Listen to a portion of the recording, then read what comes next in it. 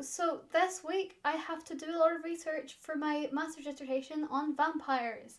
So naturally, I turned to the one reliable source I could, the TV series Young Dracula. If you watched Sky and had Disney Channel and watched like Drake and Mindy, Josh and Cody, and Hannah and Montana, you might have never seen this show, in which case you're greatly missing out. Young Dracula was like the peak of my childhood, and now that I'm reading big grown-up Dracula, I thought it would be only fair to do a video talking about big Drac and like little Drac, like young Dracula, and comparing the two, because there's actually a lot of fun little shout-outs in this kid show that reference the OG book. So if you haven't seen Young Dracula, the premise is basically you have Daddy Drac, the OG Count Dracula, and then you have his son, Vlad.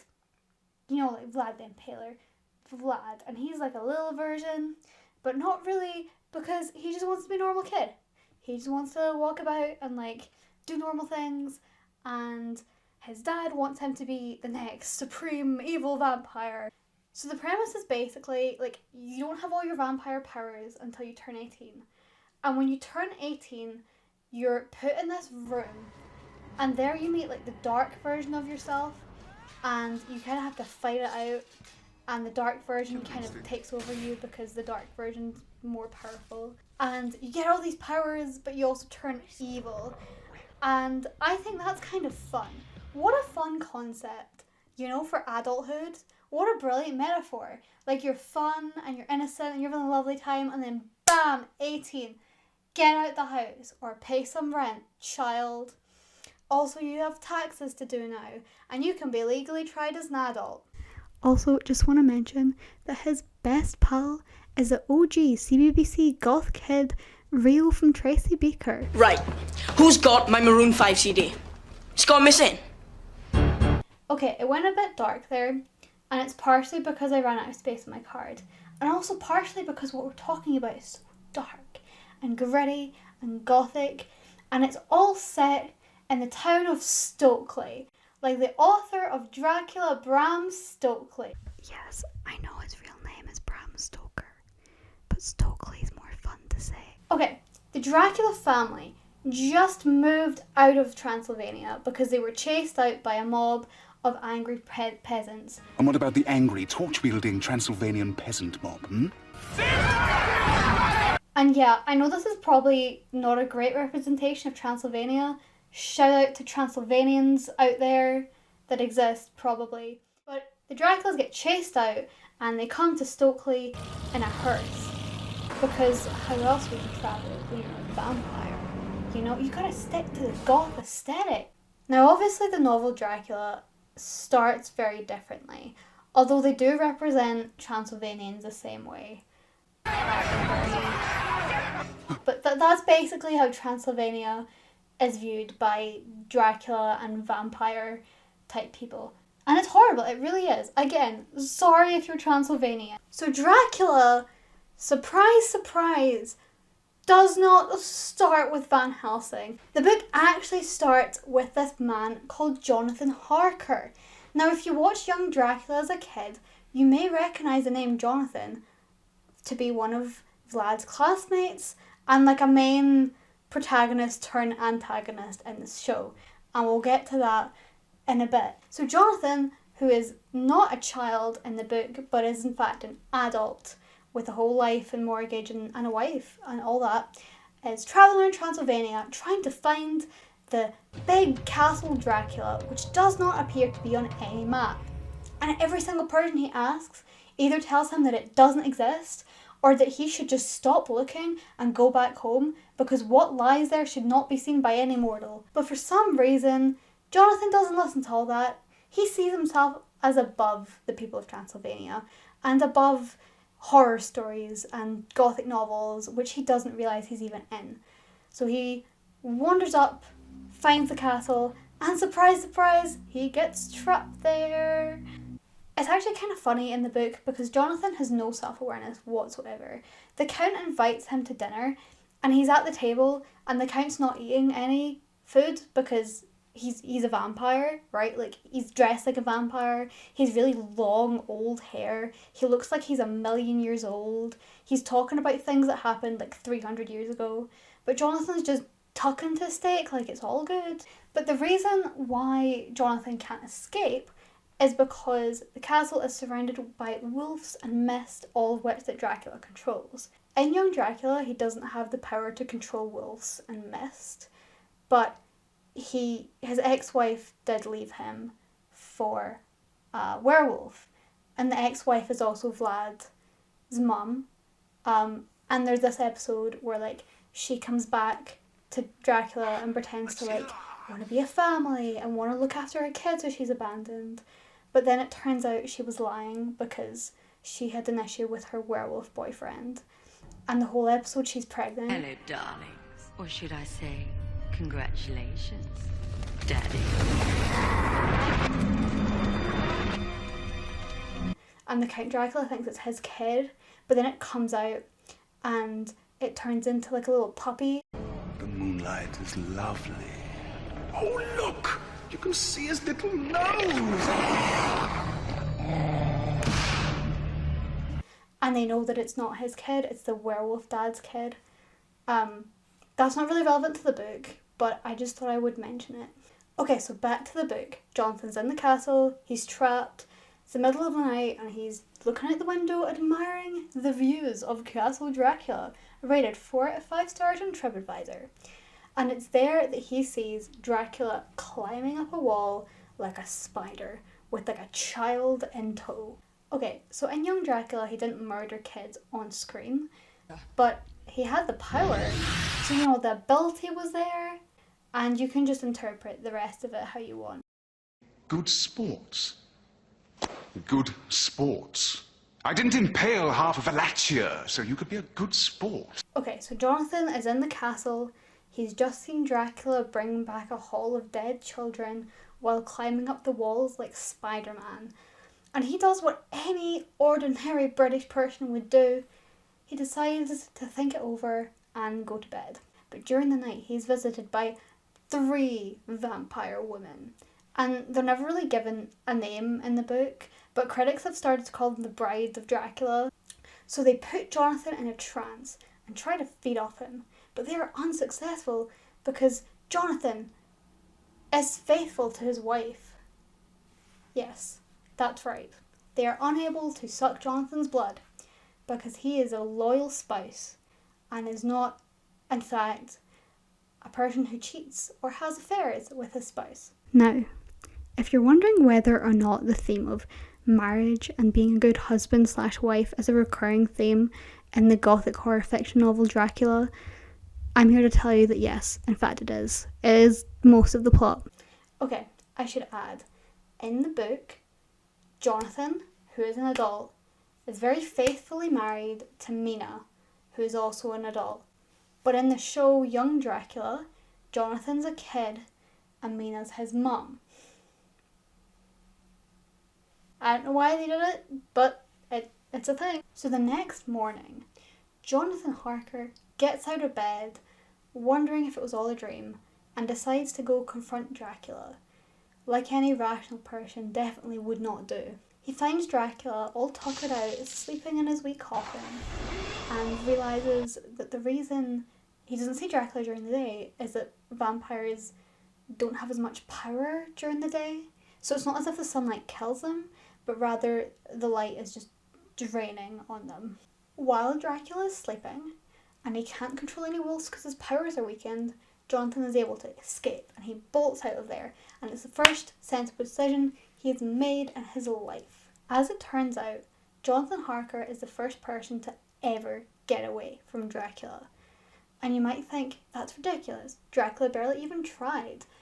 But that's just how he works. You know, he just leaves people for too long so they have enough time to escape. I guess that's his MO. But that's kind of how it works in Young Dracula. There's loads of episodes where he tries to go after Mina or tries to go after the goth boy from Tracy Beaker's parents, and it never works. Why? Because in all mediums, Dracula's just a bit slow. Naturally being hundreds of years old and having one person escape from him Dracula vows revenge, but not on Jonathan. Nope, he vows revenge on his wife, Mina, which is a horrible name for a wife. In addition to the Transylvanians, I would like to apologise to all Minas out there. Thank you. Dracula's goal is to basically turn Mina into a vampire and corrupt her like the women in his castle, who are bad wives. Mina, good wife. Dracula wants to make her a bad wife. It's actually kind of funny because in Young Dracula, the Count goes after Mina for very, very similar reasons. But Mina, I don't know if I've said this already, is married to Van Helsing. What? Who could have seen that coming? Instead of wanting to annoy Jonathan Harker, the Count in Young Dracula wants to annoy Van Helsing by turning his wife into a vampire and having a new mum for his kids because of his ex-wife running off with that werewolf. It's kind of sweet, actually. Ah, what a delightful surprise. This way for drinks and nibbles. Oh, I should also add that in Young Dracula, Van Helsing is a tech teacher.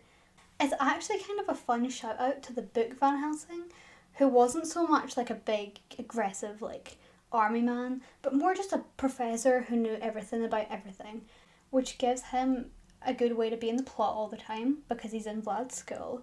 And it also gives him easy access to stakes and wooden objects and things to kill Vlad, the kid in his class. And Dracula, but mostly Vlad.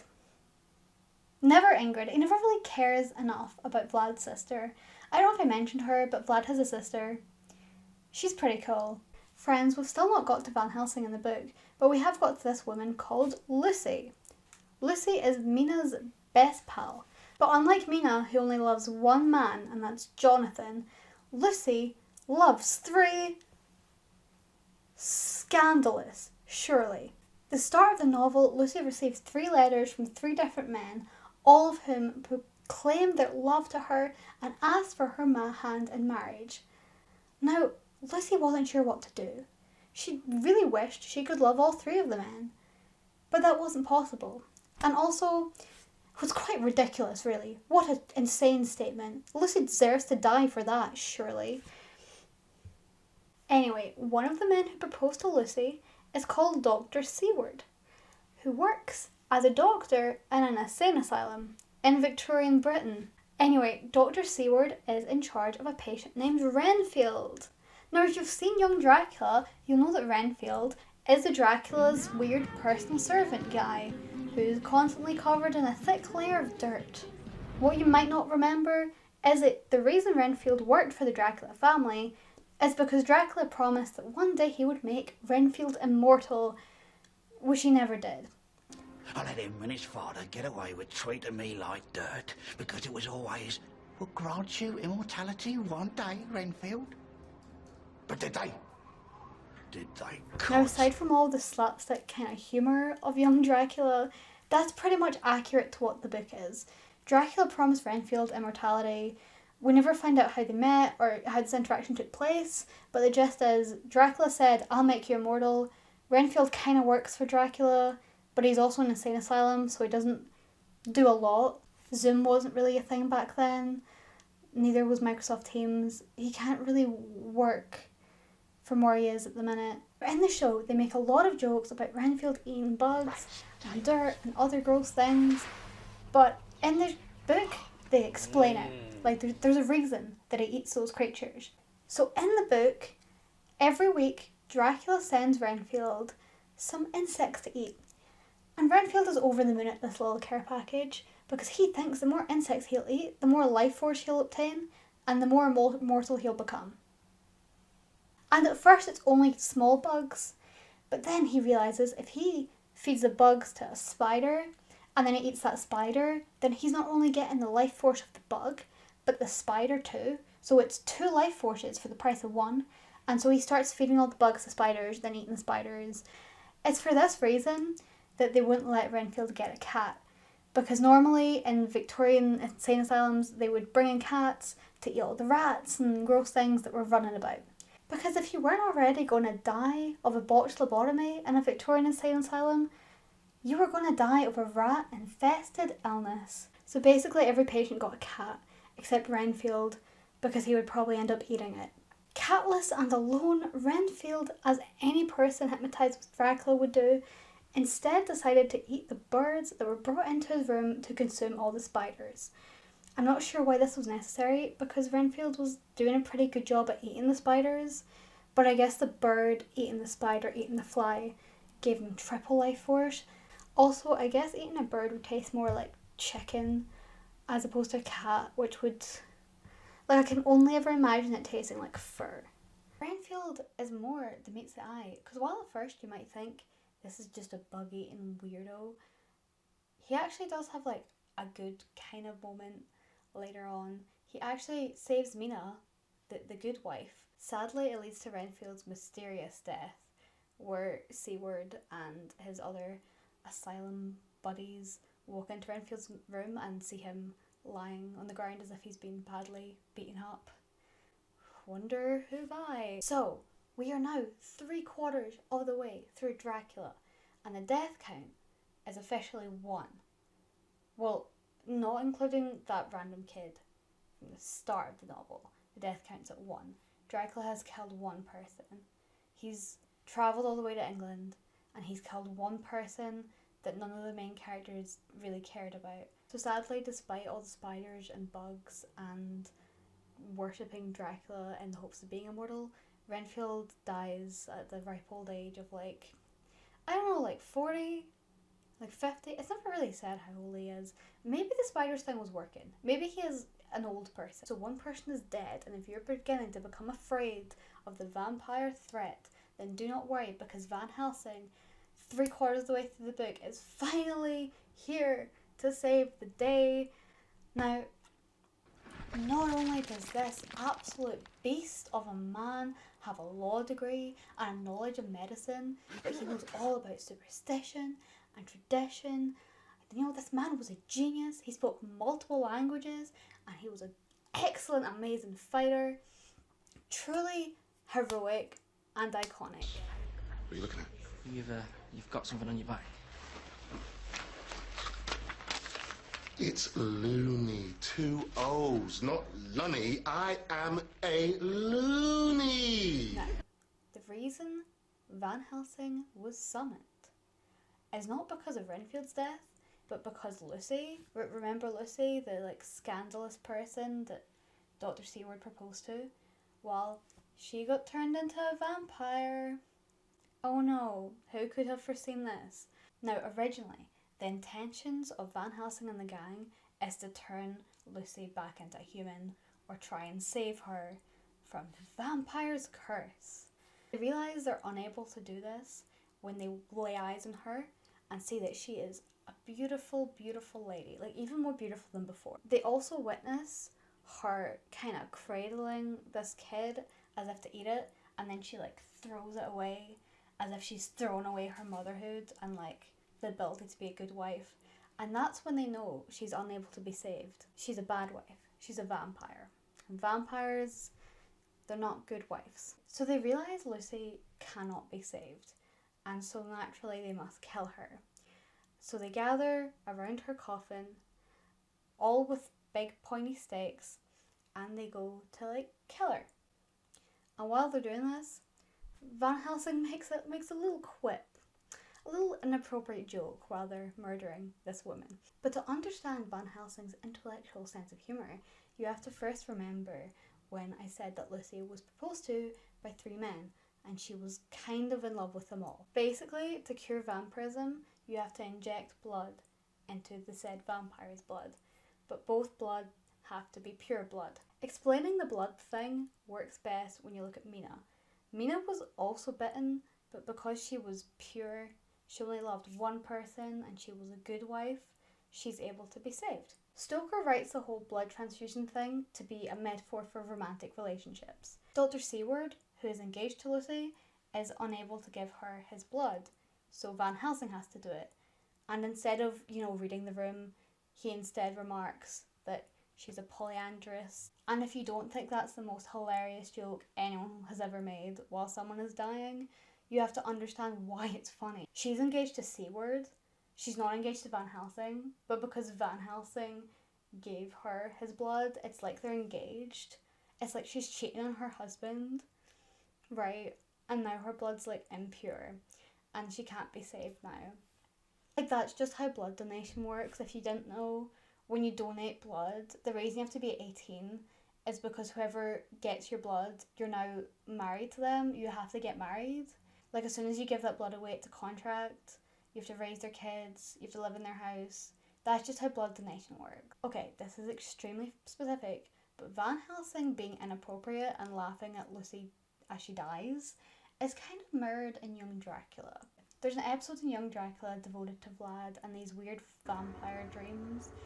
And it's that kind of scenario where you die in a dream, you die in real life. And Vlad's not doing so good. But while Vlad is in the hospital bed, like slowly trying to fight for his life in his subconscious, his tech teacher, Van Helsing himself, comes in and starts pointing a stake at everybody. Like, dude, please, stop. This is a hospital. It is kind of nice that across all mediums, Van Helsing just doesn't know how to read a room. Okay, so that's pretty much the end of the book. They've killed Lucy, they've killed Dracula, and Dracula's killed Renfield. And that's really it. Like, there's a death count of 3. And 2 of those people were killed by the heroes. So take from that what you will. And if you're thinking a lot of this sounds too dark to be a kid's show, let me just remind you of what a true goofball Dracula really is. So to get from Transylvania to England during the day, Dracula shipped himself in a box filled with dirt under the name Mr. Deville or Count Deville. Sure, he might eat a few children, he might cause the death of a few women, but mostly he just wants to play pranks under really bad fake names. Maybe the real monster is people who can't take a joke. Okay, that's pretty much the book. And I could probably talk for another 20 minutes about Young Dracula because I think it's genuinely very, very good. But I won't because I need to end this video at some point. I hope this made sense. I've never done a video like this before, so I hope you enjoyed it. Please let me know. Let me know if you would like another one because I had fun making this. It took forever, but it was fun, you know? I really never know how to end videos. I think it's really awkward. And it's the same with like FaceTimes or Zoom calls. I just find it so weird. But I have thought of the perfect way to end conversations. It's taken me like 20 years, but I've thought of a great way to end conversations. So I think I'll just end my videos by saying, oh wow, look at the time, I'm late for a train.